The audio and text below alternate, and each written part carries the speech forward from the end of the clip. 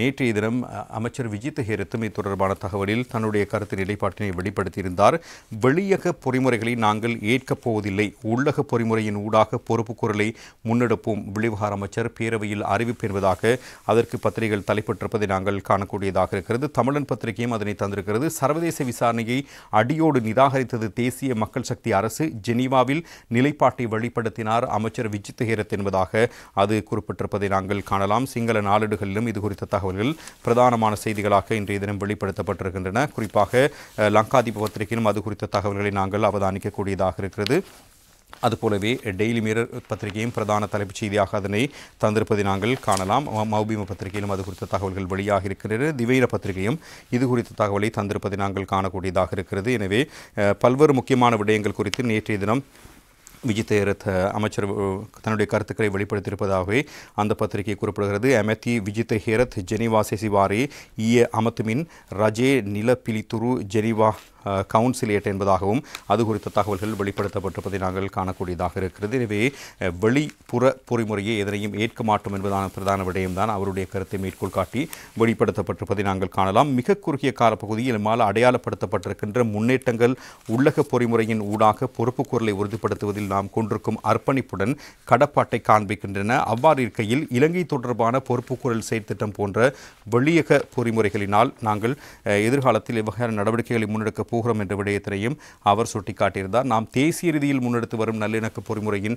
பாதிப்படையும், எனவே அவ்வாறான வெளியக பொறிமுறைகளை எம்மால் ஏற்றுக்கொள்ள முடியாது என வெளிவகார வெளிநாட்டு வேலைவாய்ப்பு மற்றும் சுற்றுலாத்துறை அமைச்சர் விஜித் ஹேரத் ஐநா மனித உரிமைகள் பேரவையில் அறிவித்திருப்பதான விடயம் பிரதானமாக சுட்டிக்காட்டியிருக்கிறது. அதாவது உயர்ஸ்தானிகருடைய அறிக்கைக்கு பதிலளிக்கும் வகையில் இலங்கையின் நிலைப்பாட்டை தெளிவுபடுத்தி உரையாற்றிய அமைச்சர் விஜித் ஹேரத்தினால் இந்த விடயங்கள் சுட்டிக்காட்டப்பட்டிருந்தன. அத்தோடு இலங்கையில் புதிய அரசியல் கலாச்சாரத்தை கட்டியெழுப்பும் எதிர்பார்ப்பில் கடந்த ஆண்டு மக்கள் எமக்கு வாக்களித்தார்கள். அதன்படி நாட்டு மக்களின் சமூக மற்றும் பொருளாதார நலன்களையும் மேம்பாட்டையும் உறுதி செய்வதற்கு அவசியமான நடவடிக்கைகளை எமது அரசாங்கத்தினால் முன்னெடுக்கப்பட்டு வருகின்றன. குறிப்பாக ஊழலுக்கு எதிரான எமது நடவடிக்கைகள் குறிப்பிடத்தக்க பல்வேறு முன்னேற்றங்களை கண்டிருக்கின்றன.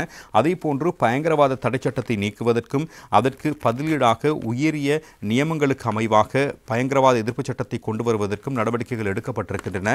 நிகழ்நிலை காப்பு சட்டத்தை திருத்தி அமைப்பதற்கும் நடவடிக்கைகள் மேற்கொள்ளப்பட்டிருக்கின்றன. உண்மை மற்றும் நல்லிணக்க ஆணைக்குழுவை ஸ்தாபிப்பதற்கு உரிய சட்டவரைவை தயாரிக்கும் பணிகள் முன்னெடுக்கப்பட்டிருக்கின்றன. செம்மணி மனித புதைக்குழி அகழ்வு பணிகளை முன்னெடுப்பதற்கு அவசியமான நிதியை ஒதுக்கீடு செய்து வழங்கியிருப்பதுடன் அது சார்ந்த ஏனைய நடவடிக்கைகள் வசதிகளும் முன்னெடுக்கப்பட்டிருக்கின்றன. சிவில் சமூக செயற்பாடுகளை முன்னெடுப்பதற்கு அவசியமான இடைவெளிகள் உறுதி செய்யப்பட்டிருக்கிறது. நினைவு கூறல்களில் ஈடுபடுவதற்கான உரிமை உறுதிப்படுத்தப்பட்டிருக்கிறது. அது மாத்திரமன்றி நல்லிணக்கத்தை பிரதிபலிக்கும் வகையில் எதிர்வரும் டிசம்பர் மாதம் 1ஆம் வாரத்தில் தேசிய இலங்கையர் தினத்தை கொண்டாடுவதற்கு தீர்மானிக்கப்பட்டிருக்கிறது. அடுத்ததாக உயர்ஸ்தானிகளுடைய அறிக்கையில் சட்டமா அதிபர் திணைக்களம் தொடர்பில் குறிப்பிடப்பட்டிருந்த எதிர்மறையான விடயங்கள் முற்றிலும் தவறானவை என்பதை சுட்டிக்காட்டுகிறேன். நாம் நம்பகரமான உள்ளக பொறிமுறையின் ஊடாக பொறுப்புக்கூறலையும் நீதியையும் நிலைநாட்டுவதற்கு தயாராக இருக்கிறோம். அதன் ஓர் அங்கமாக உயிர்த்த ஞாயிறு தின தாக்குதல்கள் மற்றும் கொல்லப்பட்ட ஊடகவியலாளர்கள் தொடர்பான வழக்குகள் முறையாக விசாரிக்கப்பட்டு வருகின்றன. வடக்கு கிழக்கு மாகாணங்களில் படையினரால் சுவீகரிக்கப்பட்ட காணிகள் பெருமளவுக்கு விடுவிக்கப்பட்டிருக்கின்றன. அவ்வாறு விடுவிக்கப்பட முடியாத காணிகளுக்கு பதிலாக அவற்றின் உரித்தாளர்களுக்கு நட்டீடு வழங்குவதற்கு நடவடிக்கை எடுக்கப்பட்டிருக்கிறது. மலையகத்தில் நிர்மாணிக்கப்பட்டிருக்கின்ற 5000 வீடுகள் மக்களிடம் கையளிக்கப்பட்டிருக்கின்றன.